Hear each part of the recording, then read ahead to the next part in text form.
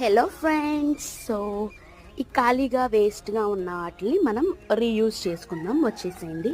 So దీని మీద sticker రాదు కదా, సో అంత ఈజీగా అయితే రాదు. సో నేను ఒక టిప్ అయితే చెప్పేస్తా.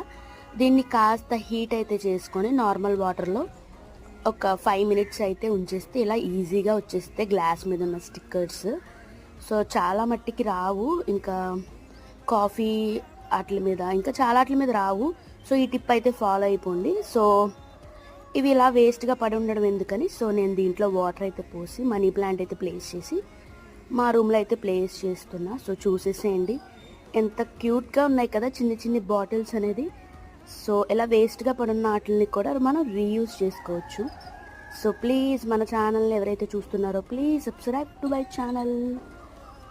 మరిన్ని ఇలాంటి టిప్స్ అండ్ ఇంట్రెస్టింగ్ వీడియోస్ కోసం బెల్ ఐకాన్ అయితే క్లిక్ చేసేయండి.